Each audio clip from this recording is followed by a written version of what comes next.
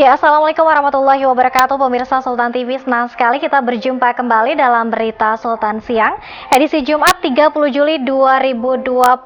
Kita akan membahas tema yang sangat cukup menarik dan juga banyak sekali disoroti oleh awak media dan juga sejumlah penelitian begitu. Langkah Puan Maharani kritik Jokowi soal penanganan pandemi COVID-19. Beritanya kami hadirkan selengkapnya.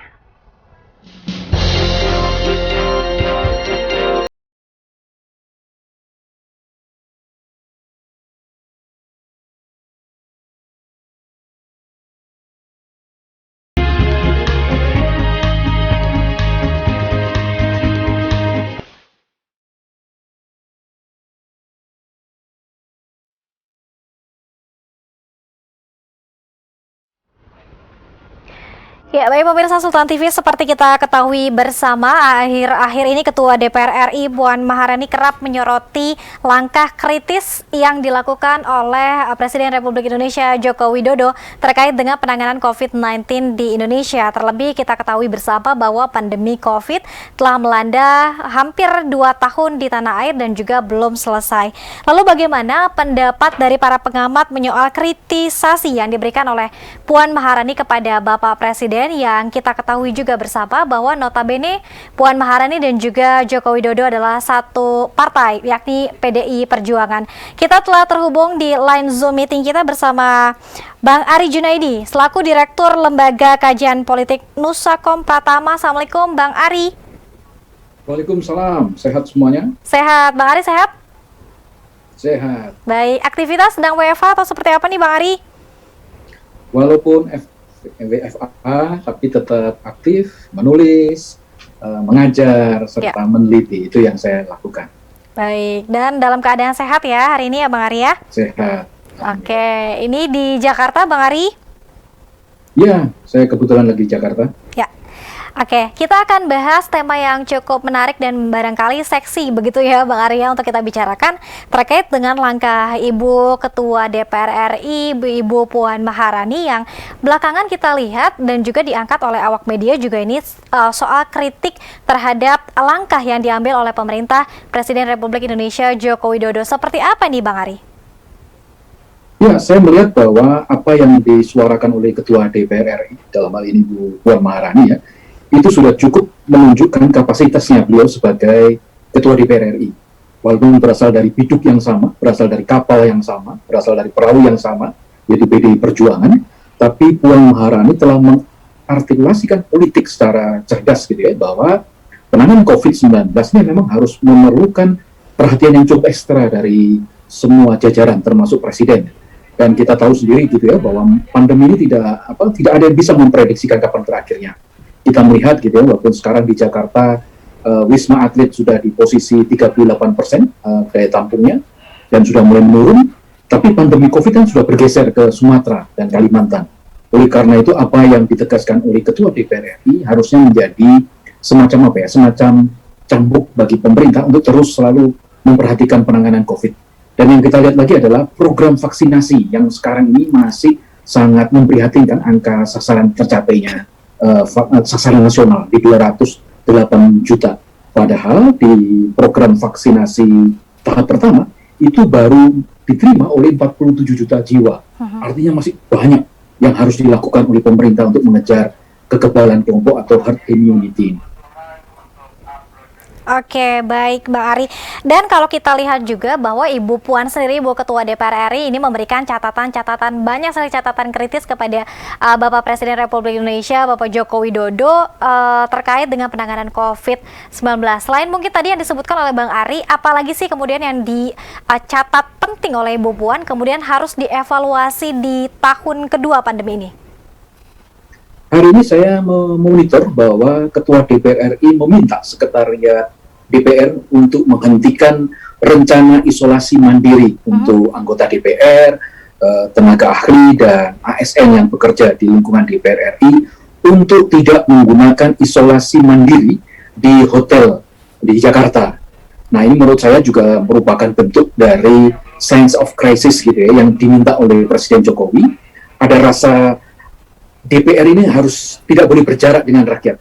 bahwa apa yang diterima oleh DPR pun seharusnya tidak menggambarkan bahwa rakyat DPR dengan rakyat itu berjarak. Oleh karena itu apa yang dilakukan oleh Puan Maharani menurut saya ya itu sangat tepat, bahwa apa yang kurang dari DPR beliau perbaiki gitu ya, dan apa yang kurang dari pemerintah Ketua DPR ingatkan. Dan saya melihat bahwa pemberlakuan pembatasan kegiatan masyarakat PPKM level 4 ini kan akan dievaluasi tanggal 2 Agustus nanti. Kita berharap ada sinergitas antara DPR RI, antara pemerintah dan masyarakat bisa melandaikan angka COVID yang sekarang ini sudah di angka 3 juta lebih ya, terpapar ya, dengan jumlah yang meninggal sampai 88.000. Oleh karena itu kita harus bergerak bersama gitu, termasuk Ketua DPR RI ini sudah menunjukkan bahwa DPR RI memang sudah bekerja. Ini menurut amatan saya. Oke, baik. Artinya sesuatu hal yang lazim-lazim saja begitu ya, Bang Ari, terkait dengan kritik yang disampaikan oleh Bu Puan kepada Bapak Presiden Republik Indonesia. Ya, sebetulnya ini sebuah transformasi dari DPR RI.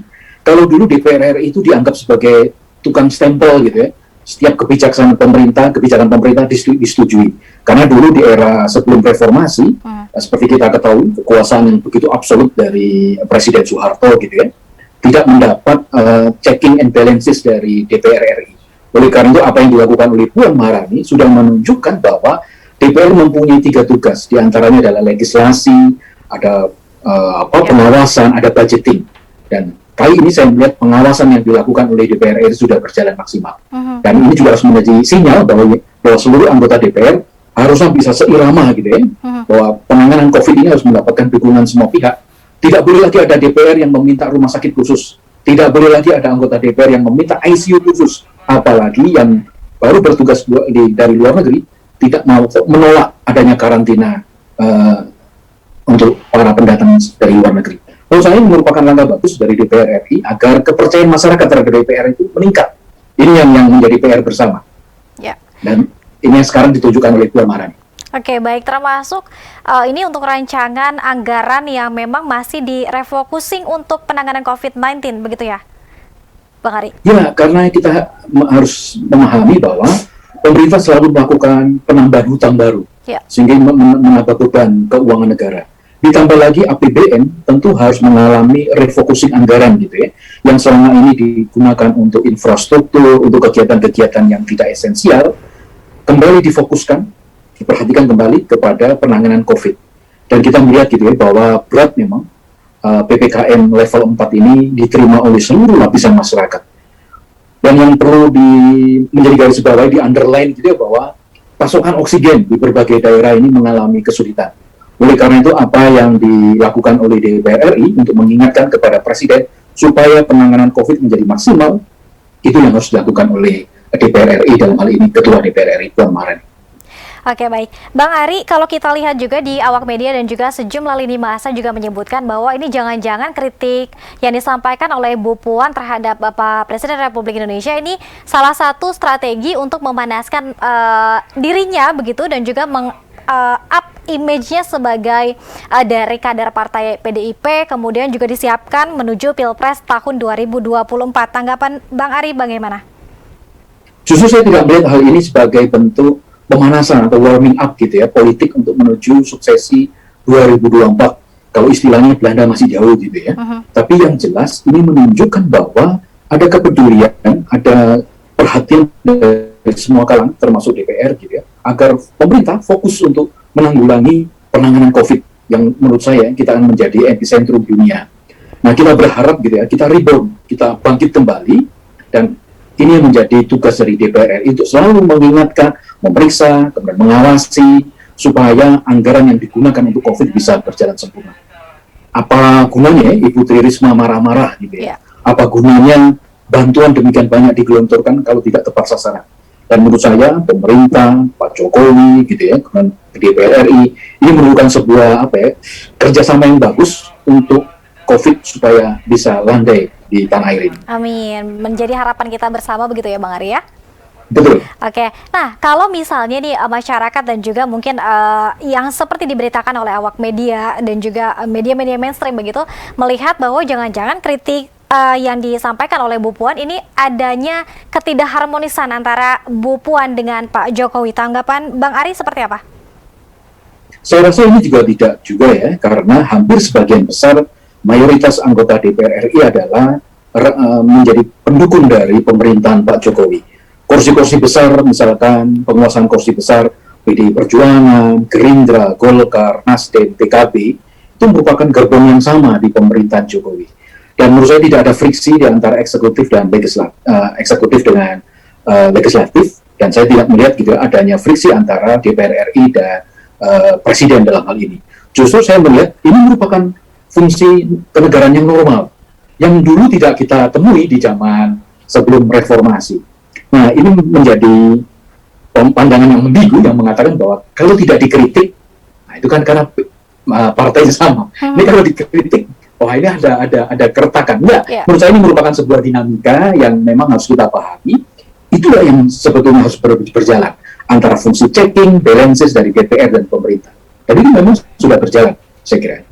Oke, baik. Nah, meskipun tadi Bang Ari memang menyebutkan bahwa terkait dengan bursa Pilpres 2024 ini Belanda juga masih jauh karena memang kita juga masih di tahun 2021, Pilpres masih jauh 2024. Tapi kalau kita tarik terkait dengan popularitas tokoh per tokoh begitu, Bang Ari, apakah kemudian Ibu Puan juga ini masuk dalam pemetaan Pilpres 2024? Saya rasa semua tokoh anak muda gitu ya, dan ini memang eranya anak muda gitu ya, bisa, berhak dan wajib gitu ya untuk meramaikan, untuk ikut dalam kontestasi kepala negara di presiden di 2024. Namun harusnya gitu ya, niatan-niatan politik itu harusnya dibelakangkan atau diurungkan dulu gitu ya. Bahwa kita semua harus fokus pada COVID. Oleh karena itu, apa yang dilakukan oleh Puan Maharani atau Ridwan Kamil atau Anies Baswedan gitu, atau AHY sekalipun gitu ya, sah-sah saja gitu ya, asalkan dalam koridor bahwa kita ini sekarang semua dalam keprihatinan gitu ya. Kita semua harus berjuang bersama untuk penanganan COVID. Menurut saya tidak semua gitu ya, semua kegiatan harus dikaitkan dengan politik gitu ya. Tapi yang jelas saya melihat bahwa apa yang dilakukan DPR itu merupakan sebuah keharusan, sebuah keniscayaan bahwa memang DPR harus berfungsi seperti itu, mengingatkan kepada presiden, mengawasi penggunaan anggaran, dan yang jelas DPR punya hutang yang harus dilunasi, yaitu soal legislasi, program legislasi nasional. Di 2020 itu sebetulnya DPR RI mendapat tugas, bukan mendapat tugas ya, sebetulnya menjadi hak dan kewajiban DPR untuk menyelesaikan 37 rancangan undang-undang. Ya. Dan menurut pantauan saya, hingga saat ini baru 13 rancangan undang-undang yang dituntaskan. Nah, ini menjadi PR dari Puan Maharani ya, selain melakukan program pengawasan, program budgeting anggaran, program legislasi. Itu yang saya minta kepada Ketua DPR RI untuk menuntaskan program legislasi nasional. Baik, catatan kritis yang diberikan oleh Bu Puan terhadap Presiden dan juga pemerintah begitu ya, berserta dengan kabinet dan juga menteri-menteri kerjanya, apakah cukup responsif begitu, Bang Ari, harus diterima oleh pemerintah dan juga diaplikasikan kemudian, seperti apa? Saya melihat ada beberapa kritik dari Ketua DPR RI yang harus mendapat perhatian dari pemerintah, yaitu mengejar program vaksinasi 2 juta dosis per hari. Dan sampai sekarang ini kita belum tercapai target itu karena kelemahan dalam sistem distribusi vaksin. Hari ini saya mendapat laporan dari perbatasan Entikong di Kabupaten Sanggau, Kalimantan Barat. Harusnya hari ini ada 100 penyuntikan atau 100 dosis untuk warga yang tertunda karena tidak adanya vaksin. Jangankan di Sanggau, di perbatasan Kalimantan Barat dengan Malaysia, di Tangerang Selatan juga masih banyak warga yang belum divaksin. Menurut saya ini menjadi kelemahan dari pemerintah, bahwa pemerintah sekarang kedodoran dalam hal vaksin. Menurut saya ini menjadi PR besar yang harus diperhatikan oleh Presiden dan jajarannya. Kita sudah susah payah mencari vaksin, dan kita sudah menetapkan target sasaran sebesar 208 juta penduduk Indonesia harus mendapat vaksin. Ya. Namun kita masih kekurangan sebesar 160 juta lagi yang perlu divaksin, dan itu hanya di dosis pertama, di vaksinasi pertama, belum yang kedua, atau lagi yang booster yang ketiga untuk tenaga kesehatan. Menurut saya ini menjadi concern bersama, dan ini sudah berkali-kali diingatkan oleh Ketua DPR RI. Saya sudah mencatat di monitoring saya bahwa ini yang menjadi underline, yang menjadi penekanan besar dari DPR RI supaya program vaksinasi bisa dilakukan segera oleh pemerintah sesuai dengan target. Kenapa ini perlu? Karena kita mengejar kekebalan kelompok atau herd immunity. Ya. Kalau tercipta kekebalan kelompok, tentu akan menurun jumlah paparan COVID yang sekarang ini di varian Delta Plus gitu ya. Oleh karena itu, ini menjadi PR besar dari pemerintah untuk menuntaskan. Baik, salah satu catatan kritisnya adalah terkait dengan vaksinasi, begitu percepatan vaksinasi untuk herd immunity, begitu ya, Bang Ari ya. Oke, kalau kita lihat di sejumlah daerah juga ini hal mungkin pertanyaan yang menggelitik bagi pemirsa dan juga masyarakat. Ada juga begitu Bang Ari yang mengait-ngaitkan ketika munculnya banner dan juga baliho Ibu Puan Maharani, dan juga ini dikait-kaitkan dengan kritik yang disampaikan oleh Bu Puan yang mungkin barangkali tadi di awal juga Bang Ari sebetulnya sudah menyebutkan bahwa ini tidak sama sekali tidak ada kaitannya. Lalu bagaimana ketika misalnya orang-orang menilai ini ada kaitan terkait dengan memanaskan mesin politik untuk Bu Puan, Bang Ari? Saya rasa dengan posisinya sebagai Ketua DPR RI, kemudian salah satu ketua di DPP PDI Perjuangan gitu ya, sah-sah saja Puan melakukan semacam sosialisasi di baliho-baliho gitu ya. Ini tidak jauh berbeda dengan apa yang dilakukan oleh AHY, Ketua Umum Demokrat, atau Ridwan Kamil dalam kapasitas posisinya sebagai Ketua Umum Partai atau sebagai Gubernur Jawa Barat gitu ya. Sepanjang tidak ada ajakan coblos untuk 2024, sekali lagi Belanda masih jauh gitu ya. Dan saya rasa ini merupakan sebuah hal yang lumrah, seperti halnya teh botol ya, atau produk apapun dijajakan sekarang ini. Sepanjang menyampaikan program-program. Dan saya lihat memang dari baliho-baliho yang dipasang oleh Puan Maharani hanya ajakan untuk menjaga imunitas, mematuhi protokol kesehatan. Dan saya rasa wajar ya. Sepanjang tidak ada ajakan pilih saya di 2024. Kan partai juga belum ada rekomendasi untuk Puan Maharani. Dan menurut saya ini merupakan sebuah kenormalan dalam komunikasi publik. Seorang tokoh harus mengenalkan dirinya, apalagi Ketua DPR RI merupakan salah satu jabatan lembaga tinggi negara. Dan saya rasa wajar. Ya. Baik, sesuatu yang wajar begitu ya. Bang Ari, kalau kita boleh berpersepsi dan juga mungkin boleh berandai-andai begitu ya, meskipun tadi sekali lagi Belanda masih jauh, apakah ada kemungkinan PDI Perjuangan mengusung Ibu Puan Maharani untuk maju dalam bursa Pilpres tahun 2024? Sepanjang belum ada keputusan atau rekomendasi dari DPP PDIP, saya rasa masih belum ada gitu ya kejelasan siapa yang akan menjadi calon presiden. Karena memang sekali lagi tidak etis sebuah partai politik di saat susah seperti ini, di masa pagebluk seperti ini gitu ya, memikirkan sosok presiden gitu ya. Makanya lebih bagus semua partai politik lebih baik konsentrasi pada penanganan COVID-19. Saya suka dari tampilan partai politik di era pandemi. Misalkan partai PSI gitu, Partai Solidaritas Indonesia menggelar vaksinasi. Kemudian PKB juga menggelar vaksinasi. PDI Perjuangan malah membagikan makanan untuk warga-warga yang tengah isolasi mandiri di rumah. Demikian juga menggelar vaksinasi. Harusnya di saat ini semua partai politik berlomba untuk membantu penanganan COVID-19. Dan saya kembali lagi, sebelum ada keputusan resmi dari partai politik masing-masing, termasuk dalam hal ini PDI Perjuangan untuk Puan Maharani, menurut saya tidak ada calon presiden yang bisa dipastikan saat ini siapa sosok yang akan maju di 2024. Ini hanya merupakan bayangan-bayangan saya menurut saya. Baik, terima kasih Bang Ari Junaidi, Direktur Lembaga Kajian Politik Nusakom Pratama yang sudah memberikan statement dan juga pandangannya ya terkait dengan maraknya mungkin penilaian dari sejumlah awak media dan juga masyarakat terkait dengan langkah Puan kritik Jokowi soal pandemi. Terakhir Bang Ari, apa yang ingin disampaikan?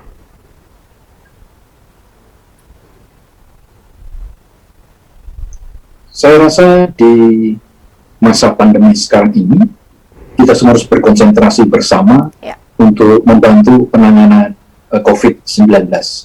Kita semua adalah pahlawan-pahlawan bagi keluarga kita masing-masing.